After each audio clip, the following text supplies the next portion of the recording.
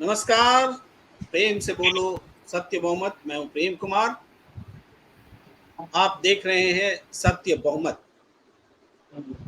अ, आज जो हम चर्चा करने जा रहे हैं, एक गलत किसी और विषय का ये लग गया है वर्चुअल, जिसको हम बहुत जल्दी चेंज करते हैं। हाँ, आज हम चर्चा करने जा रहे हैं कि ऐसा क्या है कि राहुल गांधी कुछ भी बोलते हैं तो वो उस पर प्रतिक्रिया देने के लिए एक के बाद एक सीरीज चली आती है सत्ताधारी दल की ओर से। लेकिन देश के महत्वपूर्ण मुद्दे हैं, उन मुद्दों पर जब सवाल होता है तो सत्ताधारी दल बिल्कुल खामोश रहता है। सिर्फ खामोश रहे तो भी एक बात समझ में आती है, पत्रकार के सवाल सुनकर मंत्री दौड़ने लगती हैं, भागने लगती हैं, पत्रकार दौड़ाने लगते हैं। अब क्या कहा जाए, पत्रकार दौड़ा रहे थे वैसे इस घटना को देखा जाए, या मंत्री भाग रही थी वैसे इस घटना को देखा जाए। ये घटना है बहुत महत्वपूर्ण। मीनाक्षी लेखी जी जो हैं वो भाग रही हैं। थोड़ी देर में हम उस विजुअल को भी दिखाएंगे आपके सामने। लेकिन चर्चा पूरे मुख्य धारा की मीडिया में यही है कि राहुल गांधी ने देश का अपमान कर दिया। अब किन शब्दों से अपमान हुआ ये बहुत क्लियर नहीं है। दलितों और मुसलमानों को एक बराबर विकास की धारा में पिछड़े रहना बताना देश का अपमान है, या फिर उनकी सभा में किसी ने खालिस्तान का नारा बुलंद कर दिया, इससे देश का अपमान हुआ है। खालिस्तान का नारा बुलंद करना तो वाकई आपत्तिजनक बात है, लेकिन ये नारा बुलंद हो रहा है अमेरिका की धरती पर, तो इसके लिए क्या राहुल गांधी जिम्मेदार है? क्या राहुल गांधी को बदनाम करने के लिए किसी ने ऐसा नहीं करवाया होगा? और अगर ऐसा हुआ है तो भारत सरकार की ओर से अमेरिका के सामने कौन सा विरोध का संकेत दिया गया है, किस तरीके से विरोध किया गया है? क्यों कनाडा हो, अमेरिका हो, ब्रिटेन हो, इन जगहों पर भारत के खिलाफ में खालिस्तान के समर्थन में नारेबाजी होती है, बैठक होती है, काम होता है, उस पर कभी भारत की ओर से बोला नहीं जाता, प्रतिवाद दर्ज नहीं कराया जाता। तो ये क्या राहुल गांधी इसके लिए जिम्मेदार है? ये सवाल भी राहुल गांधी से ही पूछे जा रहे हैं। आज हम इस विषय पर चर्चा करेंगे। हमारे साथ बड़ा पैनल है। रोज की तरह हम आपको रूबरू कराते हैं बिना देरी किए हुए। हमारे साथ जुड़ रहे हैं एक के बाद एक। सत्यदेव चौधरी जी आदरणीय हमारे साथ जुड़े हुए हैं रोज की तरह। अनिल गुप्ता जी हर रोज हमारी बहस का हिस्सा होते हैं, और उन्हें भी आप बहुत संजीदगी के साथ सुनते हैं, संजीदगी से बोलते हैं। पीयूष पंत जी हमारे साथ कुछ दिनों बाद जुड़े हैं, आपका बहुत बहुत स्वागत। और पीयूष पंत जी बहुत मुखरता के साथ, प्रखरता के साथ बोलते हैं। क्या हम में से कोई भी अगर कुछ भी उनको लगेगा कि गलत है तो वो अपनी बात बोलेंगे, वो स्पष्टता रखते हैं। हमारे साथ युवा पत्रकार ओमनाथ जी जुड़े हुए हैं। ओमनाथ जी बहुत स्पष्ट रूप से बात रखने के लिए जाने जाते हैं, और जाने क्यों नहीं जाएंगे भाई, आप विनोद दुआ जी के साथ काम कर चुके पत्रकार हैं, तो कुछ तो असर होगा ही। तो चलिए आज बात शुरू करते हैं। मैं सबसे पहले पीयूष पंत जी के पास आ जाना चाहता हूँ, बहुत दिन के बाद आए हैं, तो मैं चाहूंगा कि बार बार आए, इसलिए मैं उन्हीं के पास पहले आऊंगा। पीयूष पंत जी, जो फिजा बन रही है देश में, भाई हमारे महिला पहलवान हमारी बैठी हुई हैं दिल्ली पर, उनके लिए बोलने के लिए किसी के पास वक्त नहीं है। लेकिन राहुल गांधी कुछ बोलते नहीं है कि लोग टूट पड़ते हैं। ये क्या है? ये संवेदनशीलता है या संवेदनहीनता है? इसको किस रूप में देखते हैं आप? देखिए प्रेम जी, पूरी तरीके से ये संवेदनहीनता है। कोई भी जो थोड़ा सा भी व्यक्ति जो समझ रखता है उसको ये साफ दिखाई दे रहा है कि किस तरह से जो है कि उन बालिकाओं के प्रति जो है ये सरकार, भारतीय जनता पार्टी की सरकार, भारतीय जनता पार्टी के सांसद, भारतीय जनता पार्टी के कार्यकर्ता सब जो है पूरी तरीके से, तो खासकर प्रधानमंत्री जो पूरी तरीके से जो है इनसेंसिटिव है इस मुद्दे पे। ये गंभीर मुद्दा है, महिलाओं के साथ छेड़छाड़ हुई है। खुद वो महिलाएं और साधारण महिलाएं नहीं है, वो महिलाएं जिन्होंने भारत का गौरव बढ़ाया है लगातार, और वो लगातार महीने भर से बैठी रही और उसी दिन जिस दिन नई पार्लियामेंट का जो है कि लेकिन पीयूष पंत जी, डेडिकेशन हो रहा था। पॉक्सो एक्ट लगा है तो मेरे ख्याल से छेड़छाड़ बोलना थोड़ा बहुत हल्का हो जाएगा मामले को समझने समझाने के ख्याल से। जी निश्चित रूप से क्योंकि पोस्ट तो लगा हुआ है, क्योंकि इसलिए क्योंकि एक उनमें से जो खिलाड़ी है वो नाबालिग है। हालांकि उसको अब ये कहा जा रहा है कि पुलिस ने ये कह दिया है, किस तरह से देखिए पुलिस का भी अब इस्तेमाल हो रहा है। उधर से जो है कि ब्रजभूषण शरण सिंह कहते हैं कि जो अब तो जांच पुलिस के पास है, दिल्ली पुलिस के पास है, अगर वो दोषी पाती है तो मैं अरेस्ट हो जाऊंगा। इधर पुलिस का स्टेटमेंट आ रहा है कि जो नाबालिग लड़की जो कह रही कि वो नाबालिग है, वो नाबालिग नहीं है, वो बालिग लड़की है, इसलिए लेकिन पोस्टपोनेट थोड़ा उसको सा रोकते नहीं। हुए पीयूष जी एक बारीकी जरूरी है स्पष्ट करनी। पुलिस ने ऐसा कहा है ये अभी तक सामने नहीं है। हमारे एएनआई ने सूत्रों के हवाले से, पुलिस के टॉप लेवल सूत्र के हवाले से ऐसा कह दिया है। अब ऐसी पत्रकारिता जिससे पीड़ित को नुकसान हो, वो सूत्रों के हवाले से जानकारी क्यों दी जा रही है, मेरी समझ से मेरी समझ में आ रहा है, जनता की भी समझ में आएगा, मैं अपनी बात रखूंगा, लेकिन ये स्पष्टीकरण देना जरूरी था। जी पीयूष पंत। निश्चित रूप से प्रेम जी, ये भी इस पे भी सवाल उठता है, और खासकर इस तरह जो मीडिया एजेंसीज हैं उनपे जो सरकार के लिए ही काम करने लगी हैं अब, उनपे भी सवाल उठता है कि आप किस बात के जो खबरी खबरी आप एजेंसी क्यों हो भाई? आप जो है जो जो जो पुख्ता खबर है उसको लेके आओ ना। आप पूरे जो है आप तो सप्लाई करते हो पूरे पूरे पूरे खबरों की दुनिया में आप खबर देते हो, ये माना जाता है कि आप ऑथेंटिक हो, क्योंकि आपका नेटवर्क इतना ज्यादा है। और आप इस तरह कहोगे कि सूत्रों से पता लगा है, ये अनसर्टेनिटी किस बात की? इसके मतलब कोई ना कोई इंटेंशन है। उधर देखिए वहीं पे जो है कि खुद ये बात उठा दी है उसने, ब्रजभूषण शरण सिंह ने, और वहां पे उसने जो है अयोध्या के जो जो संत, किस तरह देखिए धर्म धर्म और अपराध का गठजोड़ किस तरह से हो जाता है जब सत्ता में जो है कि धर्म का दखल बढ़ता है। तो ये हमको दिखाई देने लगा है। अब वो जो है अयोध्या के जो जो वहां के महंत लोग हैं, उनका भी एक वक्तव्य आया है कि, और उसने ब्रजभूषण शरण सिंह ने कहा है कि वो लोग इसके लिए सरकार से मांग कर रहे हैं और लेटर लिखा है सरकार को कि जो है पोक्सो को जो है कि हटाया जाए, जो है कि ब्रजभूषण शरण सिंह की तरफ से उस पर अमेंडमेंट किया जाए। उसकी धाराएं कुछ ऐसी हैं जिसका कि दुरुपयोग, ये कहा जा रहा है कि दुरुपयोग करते हैं जो है कि जो पीड़ित लोग उसका। तो इस तरह से पूरा माहौल बनाया जा रहा है कि ताकि जो कड़ी सजा होती है उसमें जो है उससे उनको मुक्त दिलाई जा सके उसके लिए। लेकिन सबसे बड़ी बात यह है कि देखिए इनसेंसिटिव है, और अपराधियों को शरण देने प्रधानमंत्री जो आज जो है राहुल गांधी की बात पे जो भाजपा के लोगों को ये लग रहा है कि अपमान किया गया है, जबकि उन्होंने ये बात कही है कि प्रधानमंत्री की एक आदत है कि वो अपने को सबसे बड़ा विद्वान मानते हैं और हर हर बारे में बोलना चाहते हैं, बताते हैं, और इस तरह से बताते हैं कि ऑथेंटिकली, जबकि फैक्चुअली बहुत चीजें बहुत गलत होती हैं। उसी की तरफ एक इशारा करते हुए जो है कि राहुल गांधी ने ये बात कही थी जिसका बहुत बुरा लगा है। लेकिन ये बुरा नहीं लग रहा है कि किस तरह से जो है ब्रजभूषण शरण सिंह जो है आपका खुला घूम रहा है और उसको जो है कि अरेस्ट नहीं कर पा रहे। मोदी जो है इस तरह की बातें करते हैं, जो मोदी के लिए जो लोग भारतीय जनता पार्टी के कह रहे हैं और राहुल गांधी को कह रहे हैं कि वो तो बाहर भागे रहते हैं, मोदी तो इस देश के हैं और देश के प्रति उनका प्रेम है, और ये जो है तमाम बातें जो कह रहे हैं और राहुल गांधी को बहुत ज्यादा इस तरह की अपशब्द बोल रहे हैं, तो वो मोदी से क्यों नहीं पूछ रहे कि मोदी कहाँ चले गए? वो मोदी जो जो है जी महिलाओं के लिए बात, बालिकाओं के लिए बात करते थे, और जो है कि वो इसके मतलब ब्रजभूषण शरण सिंह और टेनी जैसे जो अपराधी प्रवृत्ति के लोग हैं जो है जिसपे तमाम आरोप हैं, उनको प्रश्रय वो दे रहे हैं लगातार। यही टेनी के साथ हुआ था, उनको कैबिनेट से नहीं हटाया, उनका रेजिग्नेशन नहीं लिया, यही ब्रजभूषण शरण सिंह करे। तो इसके मतलब प्रधानमंत्री जो ये दिखावा करते हैं, या जो भारतीय जनता पार्टी कहते हैं कि प्रधानमंत्री जो है कि सबसे शक्तिशाली व्यक्ति हैं और जो है कि उनका कोई मुकाबला नहीं है, तो आखिर वो किस दबाव में क्यों है? ये एक बहुत बड़ा सवाल जी है। जी ब्रजभूषण शरण सिंह जी जैसे जी और जैसे टेनी जैसे लोगों के दबाव में वो आखिर हैं क्यों कि उनको उनपे कोई एक्शन नहीं ले पा रहे पीयूष हैं? जी, जी पीयूष जी एक बड़ा सवाल उठा रहे हैं कि क्यों सरकार पीड़ितों के साथ खड़ी नहीं होती है, और जो उत्पीड़क हैं, जिन पर बहुत सारे आरोप हैं, जो हिस्ट्री शीटर हैं, जो संसद में भी हैं, सांसद हैं, मंत्री हैं, तो जाहिर बात है सरकार उनके साथ खड़ी है।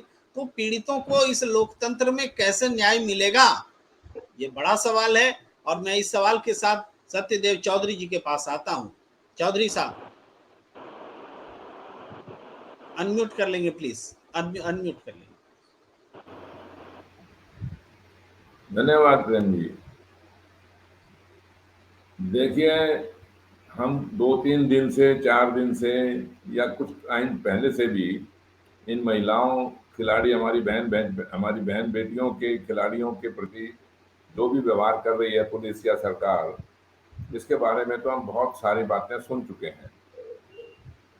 अब ये देखिए, इसका ये बिल्कुल उसी तरीके का उदाहरण है जैसे महाभारत के अंदर द्रौपदी का चीरहरण हुआ था और सबसे ज़्यादा से ज़्यादा सत्ताधारी और शक्तिशाली भारतीय लोग उसको देखते रहे, उस दृश्य को, और कुछ भी नहीं कर पाए, ना कुछ उन्होंने किया। कर सकते थे लेकिन फिर भी नहीं किया। करीब करीब उसी तरीके का दृश्य आज हम देख रहे हैं कि हमारी बहन बेटियों का उत्पीड़न के शिकायत के ऊपर जिस प्रकार ये सत्ताधारी और उनके समर्थक सांसद बैठे एकदम चुप हैं, और यहाँ तक कि विपक्षी लोग भी बिल्कुल चुप हैं। और मैं तो ये भी कह सकता हूँ कि हमारे सारे भारत के लोग, चाहे वो सिविल सोसाइटी हैं या कोई भी हैं, मैं ये बिल्कुल कहने में कुछ भी मुझे परहेज नहीं हो रहा है कि वो सबके सब चुप हैं। सारे के सारे पता नहीं कहाँ खोए हुए हैं, क्या देख रहे हैं इस टाइम पर। अरे भाई, इतना उत्पीड़न, इतना अन्याय होने के बाद भी वो सहन करने की भी कोई सीमा होती है। लेकिन जिस तरह से हमारे को इसका एक समाधान खोजना पड़ेगा, ये केवल एक व्यक्तियों के ऊपर, कुछ व्यक्तियों के भरोसे ये सारे का सारा अन्याय और दोष नहीं हो रहा है। जिस प्रकार महाभारत के अंदर एक ऐसे युग पुरुष ने अवतार लिया जिसने अन्याय के बदले में न्याय दिया, असत्य के बदले में सत्य दिया और अधर्म के बदले में धर्म का पक्ष लिया। इसी प्रकार हमारे को आज एक ऐसी राजनीतिक व्यवस्था, मैं ये समझता हूँ कि ये सारा का सारा जो प्रकरण हो रहा है वो एक राजनीतिक व्यवस्था के कारण ही है। हमने एक ऐसी राजनीतिक व्यवस्था को स्वीकार किया हुआ है जिसके अंदर किसी प्रकार का भी अन्याय हो, किसी प्रकार का भी असत्य हो, किसी प्रकार का भी अधर्म हो, हम उसको सहन कर लेते हैं और फिर उन्हीं लोगों को हम वोट देकर उनको फिर सरकार बनाने का अवसर दे देते हैं। नहीं तो ये ब्रजभूषण शरण सिंह जैसे जो सांसद में आ गए, हमारी सांसद के अंदर हमारे चुने, हमने ही तो चुना है ना इनको, और यही लोग फिर कानून बनाते हैं हमारे लिए। और इस तरीके के सांसदों की यहाँ पर अनगिनत हैं, कोई खाली अकेले ही नहीं है। आप एडीआर की रिपोर्ट देख लीजिए, कितने लोग ऐसे भ्रष्टाचारी हैं, अपराधी हैं हमारी सांसद के अंदर जिनको हम चुनते हैं। तो ये तो एक हमारी चुनने की प्रक्रिया में या जो हमारी राजनीतिक व्यवस्था है उसी के अंदर दोष है ना। तो जिस प्रकार उस समय महाभारत के अंदर एक ऐसे युग पुरुष ने अवतार लिया, इसी प्रकार हमारे को आज की राजनीतिक व्यवस्था में एक ऐसी राजनीतिक व्यवस्था का अवतार लेना पड़ेगा जिससे कि ये सारा भेदभाव, पक्षपात और अन्याय समाप्त हो जाए। विशेष रूप से हमारी बहन बेटियों के ऊपर, हमारी महिलाओं के ऊपर जब अत्याचार होते हैं, यौन उत्पीड़न होता है, तो इससे ज़्यादा शर्म, इससे ज़्यादा निर्लज्जता और क्या हो सकती है किसी भी सरकार के लिए, किसी भी समाज के लिए। आज हम कहीं पर भी जाएं, विश्व में जाएं, हम लोग हमारे से यही तो पूछेंगे ना। अगर हम कहीं पर भी जा रहे हैं तो हम एक ऐसे समाज से जा रहे हैं, एक ऐसे देश से जाएंगे, वहां पर लोग हमारे से सवाल करेंगे, क्या जवाब देंगे आज हम उनको? आप तो तो ये चौधरी तो साहब आपको, यूरोप की यात्रा पर भी निकलने वाले हैं। जरूर हाँ, हमारा ध्यान रहेगा कि यूरोप में अभी भारत को लेकर के कौन से विचार मन में है, क्या जानना चाहते हैं भारत के बारे में, आपका अनुभव जी, हम लोग जानना चाहेंगे। हाँ, फिलहाल मैं आपकी इजाज़त से तो अनिल गुप्ता जी के पास आगे बढ़ रहा हूँ। अनिल गुप्ता जी कह रहे हैं सत्यदेव चौधरी जी कि बहुत शर्मिंदगी की दौर से हम गुजर रहे हैं। हमारी बेटियां यौन उत्पीड़न की शिकायत कर रही हैं अपने ही सांसद के खिलाफ, अपने ही कुश्ती फेडरेशन के प्रमुख के खिलाफ, जिनकी शागिर्दगी में, जिनके सानिध्य में, जिनके संरक्षण में उनको खेलना था, फलना फूलना था। उन्होंने तो उनके ही विरोध में एक ऐसा काम कर दिया जो घृणित है। और इस आरोप को लेकर के पूरी दुनिया में चर्चा है। अनिल जी, थोड़ी सी अपडेट के साथ में बात करना चाहूंगा कि जो यूनाइटेड वर्ल्ड रेसलिंग, जो पूरी दुनिया में पहलवानी का ऑर्गेनाइजेशन है, उन्होंने एक बयान जारी करके इन पहलवानों के साथ हुए व्यवहार पर दुख जताया है, निंदा की है और ये कहा है कि जो जांच कमेटी बनी थी उसने क्या रिपोर्ट दी। ये कहा है कि पुलिस ने इनको घसीट करके जो ले जाई गई, जो दुर्व्यवहार हुआ, ऐसा क्यों हुआ, उससे वो चिंतित हैं। और वो ये कह रहे हैं कि भारत के जो रेसलिंग फेडरेशन ऑफ इंडिया है उसको सस्पेंड कर देंगे अगर 45 दिन के भीतर चुनाव नहीं होता है। आपको पता है कि चुनाव रुका हुआ है, कमेटी भंग हो चुकी है।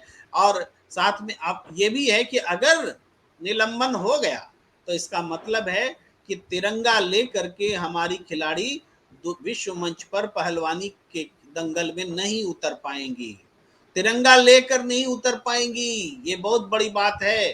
तो क्या वो देश का अपमान नहीं होगा कि राहुल गांधी ने कुछ कह दिया, वो अच्छा कहा बुरा कहा, उससे देश का अपमान हो रहा है। जी अनिल गुप्ता जी। प्रेम जी, आपके प्रश्न के उत्तर से पहले मैं आज आपका जो विषय है कि राहुल गांधी के बयान पर वही भारतीय जनता पार्टी और उसके नेता और नेतृत्व बोलने लगता है और जनहित और जन सरोकार के मुद्दों पर वो खामोशी बरत लेता है। इस पर बोलना चाहूंगा, उसके बाद में फिर आपकी बात को उत्तर दूंगा। हमारे भारतीय ज्ञान परंपरा में, उसको कह सकते हैं भारतीय मनीषा में, 5 मत्सरों का उल्लेख आया है। ये मत्सर हैं काम, क्रोध, मद, लोभ, मोह।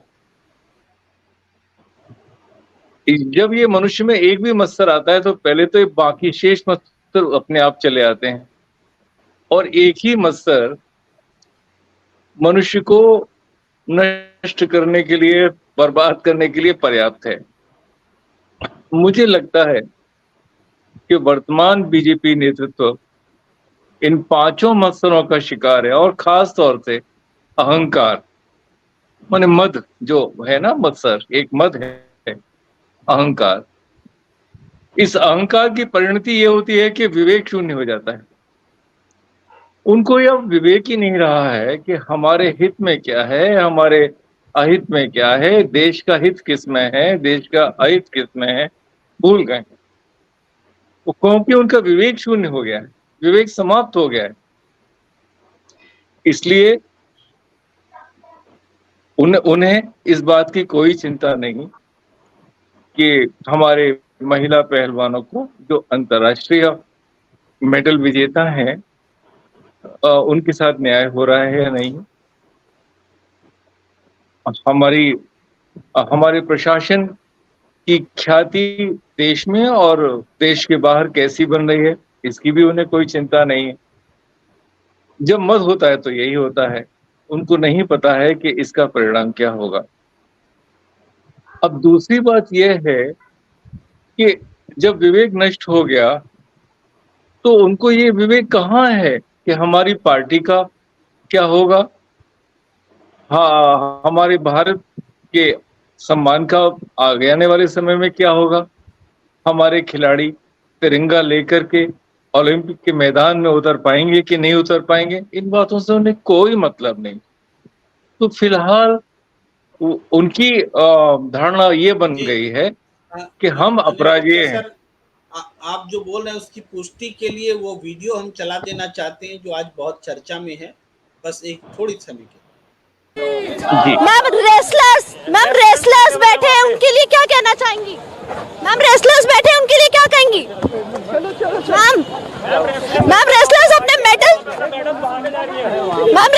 मेडल बहाने जा रहे हैं, उनके बारे में क्या कहेंगे आप? चलो मैम रेसलर्स अपने मेडल बहा रहे हैं, उनके बारे में क्या कहेंगी आप? कानून नियम प्रक्रिया चल रही है मैम, लेकिन कोई सुनवाई नहीं है, प्रधानमंत्री कुछ बोलने के लिए तैयार नहीं है। आप महिला सांसद हो,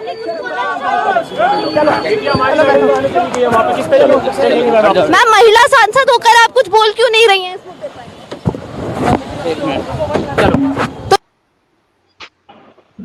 जी, अब मुझे कुछ नहीं बोलना है, आप बोलें। मैं जो बात कह रहा था ये उसका जीता जागता उदाहरण है। आप देख सकते हैं कि प्रधानमंत्री से लेकर के उनके सारे मंत्री, सांसद, विधायक, पार्टी के संगठन में कार्य कर रहे कार्यकर्ता कोई भी प्रेस का मुकाबला नहीं कर सकते। प्रधानमंत्री स्वयं टेलीप्रॉम्प्टर से बोलते हैं। सबसे पहले 2014 में ये बात, प्रेम जी आप भी आश्चर्यचकित हो जाएंगे, ये बात मुझे सबसे पहले राष्ट्रीय स्वयंसेवक संघ के उस समय तत्कालीन सह सर कार्रवाई कृष्ण गोपाल ने मुझे बताई थी कि हमारा प्राइम मिनिस्टर तो टेलीप्रॉम्प्टर से बोलता है। और दूसरी ओर जिस कांग्रेस नेता राहुल गांधी की छवि पप्पू के रूप में इन्होंने बनाई, वो प्रेस से, भारतीय प्रेस से, भारत के बाहर से की प्रेस से, माने विदेशी मीडिया से खुलकर बातचीत करते हैं, हिंदी और अंग्रेजी में बिना किसी टेलीप्रॉम्प्टर के धारा प्रवाह भाषण देते हैं। तो जो विद्वान है उसकी इमेज तो मूर्ख के रूप में बनाने की इन्होंने कोशिश की। जब इस प्रकार की निम्न स्तर की सहकार के बजाय टकराव की राजनीति की शुरू की तो उसके परिणाम तो अच्छे मिलने नहीं है। मुझे दुख है कि पंडित दीनदयाल उपाध्याय जैसे अत्यंत राष्ट्रभक्त विद्वान नेताओं द्वारा पोषित पल्लवित इस पार्टी का ये हश्र होगा, मैं नहीं सोच सकता था। जी प्रेम जी। जी, मैं ओमनाथ जी के पास आ रहा हूँ। ओमनाथ जी, हम गंभीर चर्चा कर रहे हैं और चर्चा इस बात को लेकर है कि फिजूल की बातें देश में मुद्दा बन जाती हैं। पूरा मीडिया, पूरी सबसे बड़ी पार्टी सब उसके पीछे पड़ जाती हैं और जो गंभीर मुद्दे हैं उसको दरकिनार कर दिया जाता है। वास्तव में गंभीर मुद्दों को दरकिनार करने के लिए ही ये काम होता है और ये अनवरत हो रहा है। हम सब लाचार हैं, मूक दर्शक हैं, उसको देख रहे हैं, कुछ बोल नहीं पा रहे हैं, कुछ कर नहीं पा रहे हैं। और जो सत्यदेव चौधरी सर ने कहा कि राजनीतिक व्यवस्था नहीं बदलेंगे तो यही चीजें तो होती ही रहेंगी और हम बस छाती पीटते रहेंगे। आप क्या समझते हैं ओमनाथ जी? देखिए प्रेम जी, पहले तो हम आपको बता रहे हैं, जैसे वो हम वीडियो देखे तो हमको बहुत तेज हंसी आई और थोड़ा दुख भी हुआ, तरस भी खाए कि ये क्या है। अभी कुछ दिन पहले पाकिस्तान के फवाद चौधरी भागते हुए सेम इसी तरीके से दिखे थे। अब वो उनके पीछे वहाँ की पुलिस रही होगी, सेना रही होगी, जो इमरान खान के कैबिनेट में मंत्री थे, सूचना टेक्नोलॉजी कुछ मंत्री थे, और वही हाल इनके पीछे पत्रकार भाग रही है। अब मान लीजिए हम एक जैसे नेता जो अगर जो गांव समाज से जो जुड़ के आए हैं, वो जो ग्रामीण परिवेश की राजनीति किए हैं, किसान की राजनीति किए हैं, मजदूर संघ की राजनीति किए हैं, उनसे अगर ये क्वेश्चन पूछा जाता तो हो सके वो मैंने नहीं समझ पाते कि क्या कानूनी प्रक्रिया है।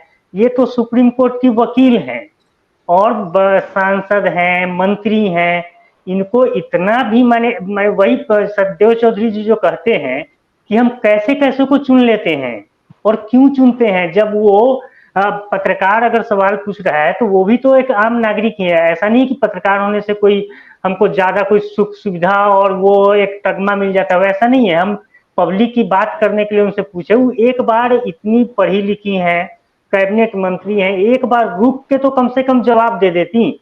और उसके बारे में एक महिला भी है ऊपर से, तो उनसे क्या ये लगता है यहाँ तक नहीं। ओमनाथ जी, किसका डर होगा? किस डर से वो नहीं बोल सर रहे? सर डर डर की बात नहीं है, ऐसा नहीं है कि मैंने डर की बात है। इन लोगों को उसमें उसको ये बहुत छोटे स्तर पे देख रहे हैं, लेकिन उनको पता नहीं है कि वो पब्लिक वो उसको एक हरियाणा से जोड़ के देख रही है, हमको जहां तक लग रहा है। लेकिन डर होगा प्रशासन का, जिनके अंडर में वो डरी हुई काम कर रही है, किसी के डर से तो भाग ही मंत्री, नहीं है। ओमनाथ जी, मंत्री को प्रशासन का डर क्यों होगा? नहीं, प्रशासन क्या नहीं, बात? मैंने जिनको जिनको वो मान रहे हैं, जिनके लिए वो काम कर रही हैं, तो वो उनके डर से ही तो भाग रही है कि कहीं कुछ बोल देंगे अब तो वो जो कौन नौकरी कर है? रहे हैं वो। हम वो कौन? हम तो जान रहे हैं कि वो जनता के लिए काम कर रही है। आप क्या बोलना चाहते? किन के लिए काम कर रही है? किन से डर रही है? सर जिनके नेतृत्व में वो काम कर रही हैं, अब आप नाम खुलवाइएगा कि पीएम पीएम पीएम, तो ये क्या सब कोई जान रहे हैं, सारे लोग जान रहे हैं, बच्चा बच्चा जान रहा है। सर आज के डेट में कोई घटना घटती है तो हो सके जो बड़े बुजुर्ग हैं उनके पास टीवी के माध्यम से थोड़ा देर से पहुंचे, लेकिन जो नए लड़के हैं उनके पास मिनट सेकंडों में पहुंच जाता है। तो इनके भागने का भाग मिल्खा भाग जो हम लोग देख रहे थे, वो अगर रुक के कुछ बताती तो ज्यादा अच्छा होता, नहीं बताई क्योंकि उसको ये तवज्जो नहीं दे रही। लेकिन इनको पता नहीं है, वो जितने युवा खिलाड़ी हैं वो सब उन लोगों के साथ जुड़े हुए हैं। और जैसे चौधरी जी कह रहे थे कि जो अगर हम सही तरीके से चुनेंगे ही नहीं तो उनसे क्या उम्मीद करेंगे। अब ब्रिजभूषण सिंह शरण सिंह जो उसके अध्यक्ष रहे हैं, उनका आप भाषण सुन लीजिए, वो क्या बोलते फिरते हैं। और एक ताज्जुब की बात है कि ये सूत्र के हवाले से जो खबर चला रहे हैं, अभी 15 दिन बाद स्टेटस रिपोर्ट दिल्ली पुलिस सौंपेगी कोर्ट में, कोर्ट के आदेश पे हुआ है। तो अगर अगर वो बता रहे हैं कि इसको खारिज किया जाएगा तो आप देर क्यों कर रहे हैं, 15 दिन का इंतजार क्यों कर रहे हैं? अगर आपका तैयार हो गया है तो आप उसको सौंपिए। अगर तैयार नहीं हुआ है तो ये सूत्र के हवाले से अफवाह कौन उड़ा रहा है, या इसको अफवाह भी तो मान सकते हैं ना, कि जो लोग उनके प्रति सहानुभूति खिलाड़ी के प्रति रखते हो उनको भड़काया जाए, उनको वहां से मोह भंग कराया जाए। एक लाइन बस आपकी बात पे जोड़ते हैं कि वस्तुतः आप सही बोल रहे हैं कि मीडिया एएनआई क्या है? एएनआई से दूसरे लोग न्यूज खरीदते हैं। एएनआई हाँ, न्यूज एजेंसी है, बांटता सोर्स है, एजेंसी है, बिल्कुल सोर्स है। तो सोर्स ही इतना कच्चा है। तो और मूल बात है कि ये बात बोलने की जरूरत क्यों है, कि अपुष्ट खबर को बताने की जरूरत क्या है? वही इससे वही किसको फायदा वही कहना होगा? है। तो किसको फायदा होगा इस खबर से? इस खबर से आंदोलनकारी महिला पहलवान जो को है नुकसान वो होगा, हतोत्साहित होंगी, वो बिल्कुल निराश होंगी। तो क्या खबर देने वाले उनको निराश करना चाहते हैं? ये बड़ा बड़ा सवाल है जी। बिल्कुल बिल्कुल।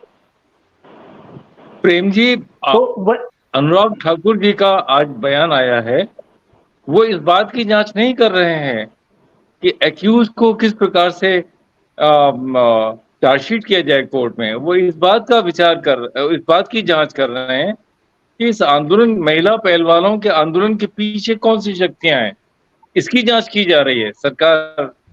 सरकार के मंत्री का बयान है, इस पर विश्वास करना पड़ेगा। जी ओमनाथ जी, देखिए वही हो रहा है कि माने सारे लोग ये लगे हुए हैं कि इसको दिशा बदल दिया जाए। माने अब पीछे कौन है वो बाद में हम पता कर लेंगे। अगर अनुराग ठाकुर होते तो बोलते कि जो अभी अभी तो मैंने वो जो पोस्को एक्ट लगा है किसी और पे लगे तो तुरंत उठा के लेके चली जाती है पुलिस, उनको लेके चली जाए। उसके बाद वो अपना जांच रिपोर्ट तैयार करे, उसके बाद जो फैसला हो वो सुनाए। तो ये सब एक आंदोलन को कमजोर करना। खिलाड़ी नए हैं तो कोई वो तो बार बार प्रोटेस्ट तो कर नहीं रहे हैं, वो पहली बार अपनी बात रखे हैं। जब उनकी बात पुलिस में नहीं सुनी गई तब वो कोर्ट गए, तो वहां से उनको बोला गया एफआईआर दर्ज हुआ। एफआईआर दर्ज होने के बावजूद भी इतना समय लग रहा है, और जो जिन पे आरोप लगा है वो खुलेआम घूम रहे हैं। तो ये मजाक नहीं लगता है? मजाक लगता है कि आप क्या करना चाह रहे हैं। एक एक जो मेडल ला रहा है, अब ब्रिजभूषण शरण सिंह बोलते हैं कि जब से हम आए हैं तब से टोटल कॉमनवेल्थ में 7 मेडल आया है, पहले 2 लाया है। तो क्या ब्रिजभूषण शरण सिंह लेके आए हैं वहां फाइट करके? यही जो लोग बैठे हुए हैं वही तो लेके आए हैं। 2 से 5 किए, 7 हुआ टोटल, इनके कार्यकाल में 5 आया। अरे आपका कौन सा कार्यकाल? कार्यकाल तो खिलाड़ियों का हुआ ना, कि जो इस टर्म में खेला, ये खेला वो। बोल सकते हैं कि जो लोग खेले हैं उनके कार्यकाल में आया है। आप तो आपके जगह पे अगर प्रेम जी होते, हम होते, तो जो काम करते वो करते, मेडल तो खिलाड़ी लेके आए। तो आप अपने कार्यकाल का पीठ क्यों थपथपा रहे हैं? ये सारा चीज आंदोलन को कमजोर करना, पुलिस के द्वारा उनको परेशान करना, ये सब पब्लिक देख रही है। लेकिन घूम फिर के बात वही आती है कि हम कैसे लोगों को चुनते हैं। बताइए, इन पे कितना केस है ब्रिजभूषण शरण सिंह पे? कैसे बेशक लोगों को वो हो गया। चुनते हैं, हाँ, ये प्रश्न है, लेकिन ऐसे लोगों को चुनने के अलावा हमारे पास कोई विकल्प नहीं होता, ये भी बड़ा प्रश्न है, क्योंकि हमारे पास सांपनाथ या नागनाथ में ही चुनने का ऑप्शन रहता है और हम उन्हीं को वोट देते हैं। पार्टियां उसी को उन्हीं विधायकों सांसदों से सरकार बनाती है। अगर मतदाता वोटर के बहुमत से सरकार बनती तो शायद डिफरेंट स्थिति होती। मैं आता हूं पीयूष पंत जी के पास। पंत जी, देखिए, अब इस चर्चा बहुत हो गई इस विषय पर कि जो महिला पहलवान है उनके साथ सरकार खड़ी नहीं दिख रही है, बल्कि उनके साथ खड़ी दिख रही है जो इन महिला पहलवानों को धरना पर बैठने के लिए जो लोग जिन्होंने मजबूर किया, जो उत्पीड़क हैं उनके साथ खड़ी है, पीड़क के साथ खड़ी नहीं है। तो ये कैसी डेमोक्रेसी है भाई? 543 सांसदों की का ये संसद, नया सदन बना, पूरे देश में पक्ष भी है विपक्ष भी है, लेकिन महिला पहलवान अकेले ही संघर्ष कर रही है। भाई क्यों नहीं सारा काम धंधा छोड़ के राजनीतिक पार्टी इसी को प्रमुख मुद्दा बना लेती? चाहे बीजेपी आती तो और अच्छा, नहीं आती तो भी और अच्छा। बीजेपी क्यों आएगी जब वो उत्पीड़क के ही साथ खड़ी है? तो ऐसा क्या इसलिए हो रहा है क्योंकि सबको केवल सरकार बनाने की चिंता रहती है। इसको लोग मुद्दा के रूप में देखते हैं। मुद्दा अगर मिलेगा, वोट अगर उससे जुड़ा होगा तो आएंगे, और नहीं जुड़ा होगा तो नहीं आएंगे। देखिए प्रेम जी, बड़ी विषम स्थिति है हमारे यहाँ। और लोकतंत्र तो सही मायने में, अगर देखिए, आप भी जानते हैं, हम सभी जानते हैं कि लोकतंत्र एक नाम के लिए है। असली लोकतंत्र जो आत्मा होती है, जो लोकतंत्र का व्यवहार होना चाहिए, वो पूरी तरीके से हमारे यहाँ नहीं है। एक दिखावा जरूर है। और जिस तरह से जो है ये चाहे वो पार्लियामेंट हाउस ले लीजिए आप, चाहे और दूसरी संस्थाएं ले लीजिए, सब जो है अपना एक लोकतांत्रिक चरित्र जो है वो खोती चली जा रही है पूरी तरीके से। जहां तक देखिए, विपक्षी दल भी चूंकि उसी प्रक्रिया के हिस्से हैं और उनका विरोध होना चाहिए, और लेकिन वो विरोध कर भी रहे हैं, इसमें कोई दो राय नहीं है। आपका तात्पर्य शायद ये था कि उसको एक आंदोलन के रूप में खड़ा करना, लेकिन जैसे किसान आंदोलन में हुआ था, यहाँ पे भी महिला खिलाड़ियों ने ये है पहले ये इच्छा जताई थी कि हम ये मंच किसी राजनीतिक दल को या किसी राजनीतिक व्यक्ति को नहीं उपलब्ध कराएंगे, हम अपनी लड़ाई खुद लड़ेंगे। लेकिन बाद में जो है, अभी कुछ समय पहले ही जो है, उन्होंने ही उस मंच को खोला, ताकि उनको लगा कि हम पे जो है बहुत लेकिन ज्यादा। पीयूष जी, वो तो पुरानी बात हुई। आज तो सारे लोग मंच पर जा रहे हैं ना। जब मेडल विसर्जित करने के लिए ये निकल पड़ी तो कितने नेता साथ आए? हाँ, निश्चित रूप से ये बड़ा सवाल है, ये बड़ा सवाल है। देखिए, ये आपने जो उठाया है बहुत बड़ा सवाल है कि उसके लिए भी जो खाप पंचायत और जो सिर्फ जो आप कह लीजिए जिसमें टिकैत जो है वो उनको आगे आना पड़ा, जबकि तमाम इतने सारे विपक्षी दल हैं हमारे देश में, और हर कोई जो है महिलाओं की वो भागीदारी की को लेके जो है बड़ी बड़ी बातें करता है और उनके सपोर्ट में आगे आता है। और हर कोई ये कहता है, अभी देखिए जो है कि आप आजकल एक एडवर्टीजमेंट देख रहे होंगे पूरी तरीके से, योगी आदित्यनाथ जिस तरह से बात कर रहे हैं, हमने इतने स्टेडियम बना दिए, इतने खिलाड़ी कर दिए, इतने वो कर दिए, इतने खेल कर दिए। लेकिन कहाँ ये खिलाड़ी जो है, ये खिलाड़ी जो है इस तरह से प्रताड़ित हो रहे हैं, तो वो तो चलिए वो उसी हिस्सा है जिसके हिस्से जो है नरेंद्र मोदी है, वही जो है कि वो सत्ता के हिस्से हैं, वही प्रताड़ित कर रहा है इन खिलाड़ियों को। लेकिन निश्चित रूप से ये मेडल वाला जो मामला है, इसमें कोई भी अगर विपक्षी दल नहीं आ रहा है उनके साथ, तो मुझे लगता है ये एक गंभीर सवाल है। और कहीं न कहीं विपक्षी दल, इसमें मुझे नहीं लगता कि विपक्षी दलों को ये लग रहा है कि या वोट की राजनीति कहीं नहीं है। अगर ऐसा होता तो वो नहीं, ये बात भी सही है कि वोट की राजनीति दिमाग में रहती है कि अगर इनसे नाराज हैं तो हमारे पक्ष में आ जाएंगे, इसलिए बढ़ चढ़ के आ जाते हैं साथ में। इसी तरह जो है कि सरकार ने भी कोशिश करी कि उनको बांट दो, जाट और नॉन जाट, और जो है समाज एक एक एक एरिया से, एक एक स्टेट से और इधर से एक करके बांटने की कोशिश हो रही है। और लेकिन निश्चित रूप से, लेकिन इसमें जो है कम से गंभीर मसला, अगर इतनी हताशा हो जाए खिलाड़ियों में जिन्होंने देश का गौरव बढ़ाया हुआ है, जो जो मेडल लेके आए हैं, वो ये डिसाइड कर ले कि हमको तो जो जो जो पवित्रता है मेडल्स की, उसकी पवित्रता को बनाए रखना तभी संभव होगा कि जब हम उनको गंगा में बहा दें। मतलब वही गंगा ही एक ऐसा स्थान है, उसी की गोद ऐसी पवित्र गोद है जहां ये जो मेडल्स की पवित्रता जो है वो उसको समाहित हो सकती है।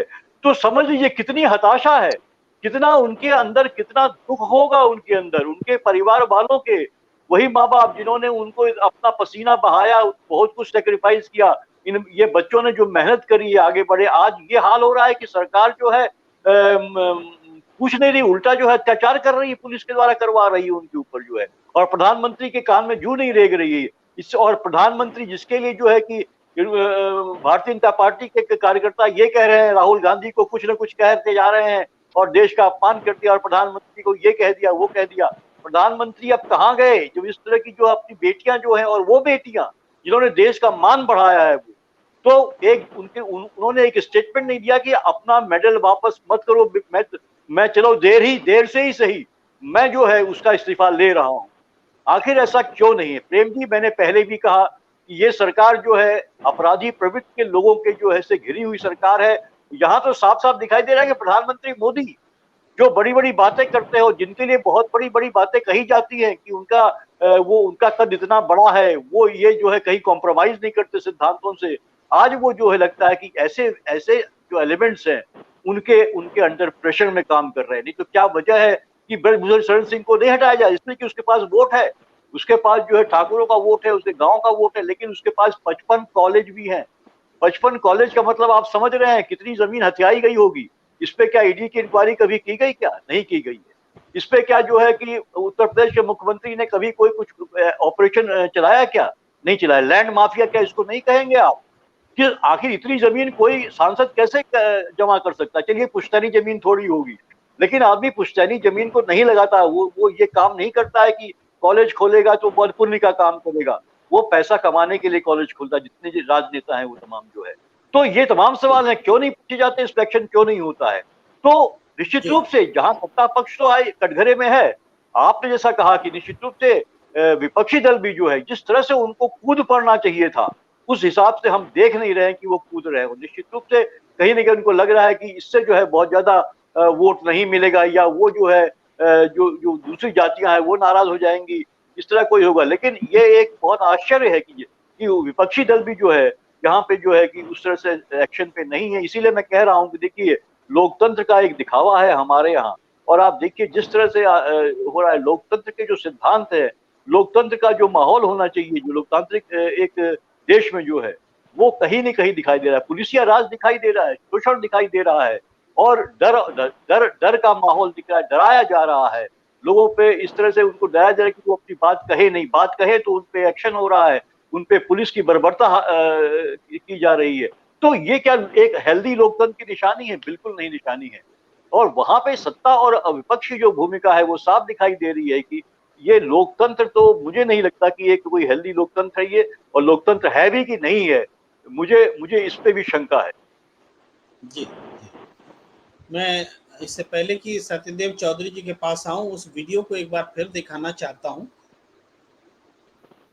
जो है केंद्रीय मंत्री हैं मैम रेसलर्स बैठे हैं, उनके लिए क्या कहना चाहेंगी? मैम रेसलर्स बैठे हैं, उनके लिए क्या कहेंगी? मैम रेसलर्स अपने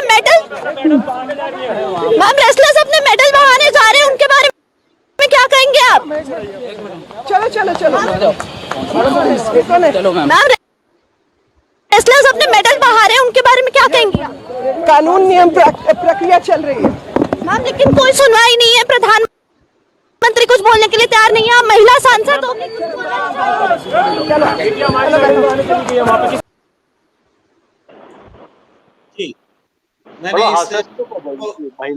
महिला मंत्री है, महिला है, महिलाओं पे नहीं बोल रही हैं, वो भी मायने नहीं रखता है यहाँ पे।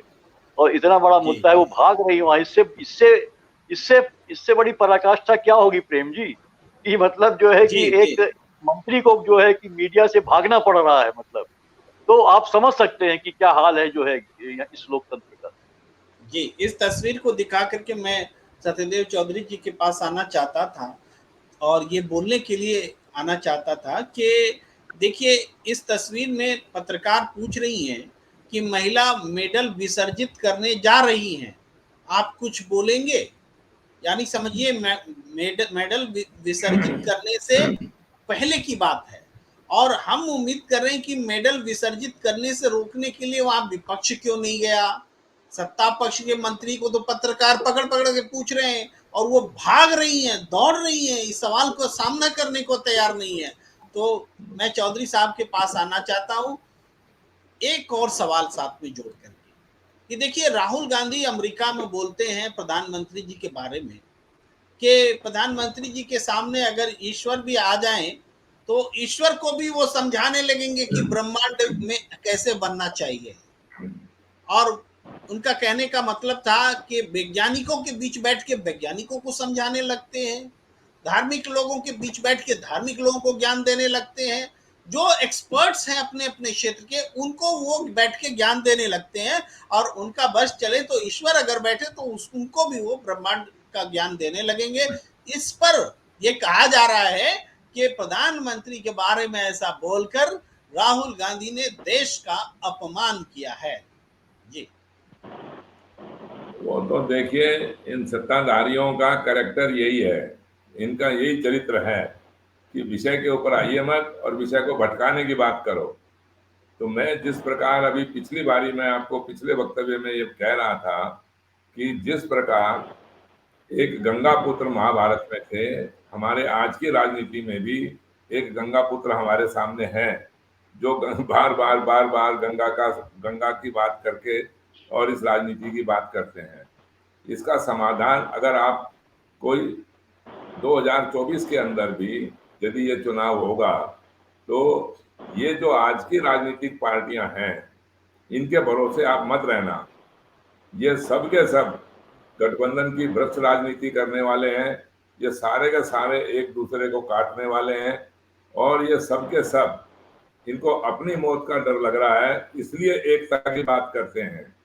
वरना इनको लोगों के, गरीब लोगों से कोई लेना देना नहीं है। अपनी जान बचाने के लिए एकता की बात करते हैं, वरना इनको समाज से क्या लेना देना है। अगर ऐसी कोई बात होती तो बहुत पहले ही कर चुके होते ये काम। आज तक भी इनके समझौते नहीं होते, आज तक भी इनका लीडर तय नहीं होता, तो ये समस्या का समाधान नहीं करेंगे। ये तो एक ऐसे अवसर की तलाश में है कि कौन किसको दबोच ले, सांप और नेवले की तरह। बस जब जिनको मौत का डर लगता है तब ये एक होने की बात करते हैं। तो आज के दिन अगर आपको इसका पक्का समाधान करना है तो जैसे महाभारत के अंदर एक युग पुरुष आए थे जिन्होंने धर्म का, सत्य का और न्याय का पक्ष लिया, इसी प्रकार आज की राजनीति में मैं जहां तक समझता हूं केवल सत्य बहुमत ही एक ऐसी राजनीति है जो आपको इन सारे अन्याय से, अधर्म से और असत्य से बचा सकती है। आप एक क्षेत्र के अंदर भी, अगर आपने इस पूरे देश के अंदर एक क्षेत्र के अंदर भी अगर कोई एक ऐसा उदाहरण बना के इसकी चर्चा कर दी तो आप देख लेना सारी राजनीति बदल जाएगी। वरना 2024 का भी यदि मौका आप चूक गए जी जी चौधरी तो साहब, आप इसके ये कह बाद रहे में हैं आपको ये अवसर दोबारा मिलना भी नहीं है फिर ये। जी जी चौधरी साहब, आप ये कह रहे हैं कि आप जो जिस सत्य बहुमत की वकालत करते हैं और सत्य जी बहुमत का मतलब मतदाताओं के बहुमत से सरकार बनाने की बात, तो इस एक उदाहरण को अगर एक छोटे से क्षेत्र में भी लागू कर दिया जाए, देशव्यापी चर्चा का विषय बना दिया जाए, तो पूरे जी देश में इस ओर सबका ध्यान जाएगा कि मतदाताओं के बहुमत से एक निश्चित सरकार, स्थिर सरकार बनाई जा सकती है जो मतदाताओं के प्रति जवाबदेह होगी, न कि सांसदों के प्रति जिनकी खरीद फरोख्त लगातार होती है, जो उद्योगपतियों के की गोद में होते हैं, उनके इशारे पर काम करते हैं और भ्रष्टाचार की जो जननी जो है वो बन गई है, चूंकि सांसदों की खरीद फरोख्त से ही सरकार होती है। तो आप सत्य बहुमत के आधार पर एक विकल्प देने की बात कर रहे हैं कि लोग इस पर सहमत हों। मैं एक बार ओमनाथ जी के पास आता हूं, बहुत संक्षेप में। ओमनाथ जी, अनिल गुप्ता जी कट गए हैं, उनका फ्रेम भी सही नहीं है, तो थोड़ी देर में वो फिर से जुड़ेंगे। ओमनाथ जी, क्या लगता है, इस पर बहुत संक्षेप में थोड़ी सी बात कर लें कि सत्य बहुमत की जो सियासत कह रहे हैं सत्यदेव चौधरी जी, उससे आप कितना इत्तेफाक रख रहे हैं? सर, इनके बात से हम एकदम बिल्कुल 100% सहमत हैं। जब तक जनता का माने वो योगदान नहीं होगा सरकार बनाने में, जब सिर्फ अभी जो वर्तमान में स्थिति है वो कहने के लिए है कि मैंने आप चुन के भेजे हैं, लेकिन इसमें इतना पेच है कि आप मैंने हमको लगता है कि कोई एक आम मतदाता अपने सांसद से मिलना चाहे तो हमको नहीं लगता है कि वो मिल पाएगा। अब ये मैंने कोई आम मतदाता चाहे कि हम अपने सांसद से मिलके ये बात कहें तो नहीं मिल पाएगा। जब वो अपने बीच का अपने उसके उसके वोट की जब अहमियत होगी, तब जाके सांसदों को लगेगा कि नहीं, ये एक बंदे को भी अगर हम नाराज करते हैं तो मेरा बहुत नुकसान होगा। अभी क्या है कि अभी जैसे बधुआ मजदूर होते हैं ना, आपको प्रेम जी हम बता रहे हैं, गांव में चले जाइए तो वहां सांसद लोग ना वो पैसा देते हैं। जैसे किसी के यहाँ शादी है, किसी के यहाँ कुछ है, तो वो जाके वो अपना वोट बैंक तैयार करते हैं। तो वोटर तो स्वतंत्र है नहीं, उसको बधुआ बधुआ वोटर भी कह लीजिए। कई सांसद जो मैंने ग्रामीण इलाकों से आते हैं, हम जानते हैं ऐसे लोगों को कि वो अपना पैसा देके उस पूरे गांव को खरीद लेते हैं और उसके बाद उनकी तूती बोलती है वही करते हैं। लेकिन जब उनको लगेगा कि नहीं, ये आदमी स्वतंत्र है और जो सत्य बहुमत की बात करते हैं चौधरी साहब, उसके अनुसार अगर चुना जाए तो ये एकदम क्रिस्टल क्लियर होगा कि आप जिसको भेज रहे हैं वो आपके प्रति जिम्मेदार है।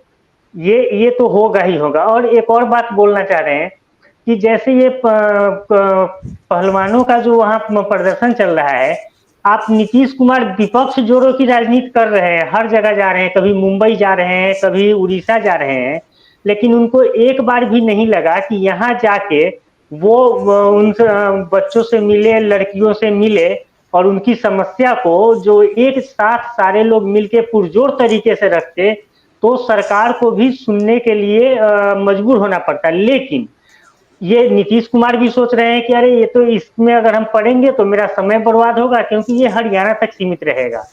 उसी तरीके से दूसरे और भी जो नेता हैं वो यही सोच रहे हैं कि हम इससे हमको कोई फायदा नहीं हुआ। लेकिन जब वो सारे लोग इसको एक साथ मिलके उठाएंगे तो इसको राष्ट्र से जोड़ के देखे, वो राष्ट्रीय खिलाड़ी हैं हमारे, विदेशियों से मेडल छीन के लेके आते हैं। इसको इस तरीके से रख के इन लोगों को एक साथ आके इस मुद्दों को उठाना चाहिए, जो ये लोग विपक्ष भी नहीं कर पा रहे हैं। वो लोग सिर्फ फोटो अपॉर्चुनिटी का काम करके आ रहे हैं और सरकार तो खैर सुन ही नहीं रही है, गूंगी बहरी बनी पड़ी है। जी, आखिरी कमेंट के लिए मैं पीयूष जी के पास आता हूँ। एक फैक्ट रखते हुए पीयूष जी, अभी हाल में कर्नाटक का चुनाव हुआ, मैंने पूरी मेहनत की और निकाला कि हर एक एमएलए को कितने वोट मिले। तो सारे एमएलए के वोट मैंने जोड़े और उस वोट को देखा तो जितने हारे हुए उम्मीदवार के वोट थे उनको जोड़ना तो बहुत मुश्किल नहीं था, क्योंकि टोटल जो वोट हुआ है उसमें से हमने जीते हुए को माइनस कर दिया तो हारे हुए का निकल गया। तो जीते हुए के उम्मीदवारों के यानी विधायकों के वोट्स चुने तो हमने देखा कि सदन जितने वोटों से बन रहा है वो जितने वोटों से सदन नहीं बन रहा है उसके मुकाबले बहुत कम है। बात समझ रहे हैं कि सदन का निर्माण टोटल जो वोट कास्ट हुआ है उसके आधे से बहुत कम है। एक मेरे ख्याल से वो फिगर मैं अभी लेकर नहीं बैठा हूं, लेकिन हाँ 1,89,24,781 वोट्स का से सदन बना, जबकि जो टोटल वोट्स हम निकालते हैं तो 1,96,00,000 के करीब था। तो ये जो है अल्पमत की, इसका सदन ही अल्पमत में है तो सरकार तो अल्पमत में होगी ही। हाँ, निश्चित रूप से देखिए, ये जो हमारा सिस्टम है जो हमने अडॉप्ट किया हुआ है, जो चुनाव का जो सिस्टम है, उसकी ये त्रासदी है। देखिए, फर्स्ट पास द पोस्ट वाला सिस्टम है, प्रपोजल रिप्रेजेंटेशन को भी सिस्टम हमने ले रखा है। उसकी ये त्रासदी है कि यही होता है कि जो अल्पमत वाला जो है वो सत्ता में बैठ जाता है, विपक्ष वाला जो है वो जो हारता है वो ज्यादा संख्या में वोट लेता है। अगर टोटल आप पर जैसे आपने पीयूष जी, बताया हम तो विपक्ष और सत्ता पक्ष की बात ही नहीं कर रहे, हम तो पूरे सदन की बात कर रहे हैं। पूरा सदन ही बहुमत का नहीं है, बहुमत वाला नहीं है। हाँ नहीं, ये तो और त्रासदी है, ये तो और बड़ी त्रासदी है कि पूरा सदन ही जो है कि वो इस तरह से जो है ऐसा है जिसमें कि जो है कि वो अल्पमत वाला जो है वो सदन में काबिज है पूरी तरीके से, और जो बहुमत है वो बाहर है, सदन के बाहर है। ये एक त्रासदी है जिसका एक सोल्यूशन होना चाहिए। वो यही है कि जब हम उस सिस्टम को बदलेंगे जो हमने चुना हुआ है, उस सिस्टम को दो तीन, देखिए चुनावी जो प्रक्रिया होती है उसके दो तीन सिस्टम है। एक होता है कि जिस हिसाब से जो है कि उसको वोट मिल रहे हैं उस हिसाब से, उसके जितने परसेंट वोट मिले हैं उस हिसाब से उसके मेंबर्स पहुंचते हैं सदन में। और ये बहुत सी कंट्रीज में है ये प्रक्रिया जो है। लेकिन हमारे यहाँ ये है कि जहाँ पे जिसके दो थोड़े से मत ज्यादा हो गए और जिसको वो जो है कि आपसी लड़ाई में यही 3-4 के हमने में पिछली बार वो एक बार और आगे आपके बढ़ साथ जाता बात है। की थी, पीयूष जी जी, जी आपके जी साथ एक बार और चर्चा हुई थी कि दूसरे के यहाँ क्या है, दुनिया में क्या है, हमारे यहाँ क्या है, हम सब देख रहे हैं। पूरी दुनिया में ये सब कुछ स्थापित है, हम भी 75 साल से इस व्यवस्था को देख रहे हैं। लेकिन विकल्प जो है, जैसे हमने बहुमत की परिभाषा ही नहीं है हमारे देश में। बहुमत सदन के भीतर में कहेगा कि 543 का आधा 272 है, जरूरी है। लेकिन जब विश्वास मत और अविश्वास प्रस्ताव आएगा तो नहीं, जो मौजूद होगा सदन में उसी का आधा से एक ज्यादा होना चाहिए। भाई एमपी इलेक्शन लड़ने जाएंगे तो जिसको सबसे ज्यादा वोट मिलेगा वो बहुमत है। तो जगह जगह अपने मन मुताबिक जो बहुमत परिभाषित है, यही तो समस्या की जड़ है। एक बहुमत की परिभाषा देश में क्यों नहीं है, ये बड़ा सवाल है। नहीं देखिए, अपने नहीं बहुमत तो ये तो बात सही है। देखिए बहुमत कहीं पे भी हो, ये जो परिभाषित की गई है वो यही है कि एक भी अगर नंबर ज्यादा हो गया, जितना चाहिए रिक्वायर्ड है, हाफ से एक नंबर ज्यादा, वो आपकी मेजोरिटी हो गई। ये इसको सिंप्लीफाई तरीके से किया गया है इस सिस्टम को जो है पूरा पूरा। ये भी हालांकि परिभाषित नहीं है पीयूष जी। नहीं तो ऐसा क्यों होता कि कभी 272 मैजिक फिगर होता, कभी उससे कम पे सरकार गिर या बन जाती। ऐसा क्यों होता अगर बहुमत परिभाषित ही होता तो ये तो फ्लेक्सिबिलिटी जो है ये हमने ट्रेडिशन से अपनाई है, कहीं परिभाषित नहीं है। कम पे तो सरकार नहीं हो बनती है, जितना जो नंबर है जो प्रेजेंट स्ट्रेंथ जो होता है सदन में, उसके आधे से एक ज्यादा या कम पर सरकार गिरती है या बचती है। हाँ तो एक ज्यादा होता है ना, आधे से एक ज्यादा होता तो है। प्रेजेंट स्ट्रेंथ आ गया ना बीच में नया। टोटल स्ट्रेंथ का अगर आधे से एक ज्यादा बहुमत है तो वही हर जगह लागू होना चाहिए। हर विधेयक में पारित होने में, हर विश्वास मत में वो बहुमत होना चाहिए। बहुमत क्यों बदलेगा रोज रोज? नहीं, जिस तरह के अलग अलग जो है, आप मान लीजिए जिस तरह का कानून बनाना है आपको, या जो डिस्क्वालिफिकेशन का आप मामला ले लीजिए, अलग अलग तरीके से उसके अलग अलग ये बनाया गया है कि कितनी होना चाहिए, 2/3 होना चाहिए या हाफ होना चाहिए। ये है। अब ये है कि इसके लिए आंदोलन छेड़ा जाए पूरी तरीके से। जिस बात की अगर बात ये कही जा रही है, और जो सत्य बहुमत पे जो बात करना चाह रहा है, तो इसके लिए निश्चित रूप से फिर आपको है कि एक बड़ी एक आंदोलन छेड़ना पड़ेगा। और मुझे लगता है जैसे कि ओमनाथ जी भी कह रहे, तो मुझे लगता है कि जनता भी इस बहुत दोषी है जिस तरह के वो भेजती है सांसद। और वो दोनों बात को अगर मैं लूं तो मुझे लगता है सत्यदेव जी को भी जो है इस प्लेटफॉर्म के बजाय जो है गांव-गांव जाके सभाएं करनी चाहिए, वहां पे ऑर्गेनाइज करनी चाहिए मीटिंग्स, और जनता को एजुकेशन करनी चाहिए। क्योंकि जनता मुझे लगता है कि दोषी मुझे लगता है, जैसे कि ओमनाथ जी ने कहा, तो जनता बिक जाती है, दारू पे बिक जाती है, पैसे पे बिक जाती है। इतना तो कर सकती जैसा अरविंद केजरीवाल ने कहा था। हालांकि वो भी बात बहुत सही नहीं थी, लेकिन अरविंद केजरीवाल ने कहा था कि अपने कॉन्शियस के हिसाब से आप वोट कीजिए, पैसा ले लीजिए, लेकिन उसको ही वोट दीजिए जिसको आपको वोट देना है। तो जनता को तय करना होता है कि हमें कैसे नुमाइंदे भेजने हैं।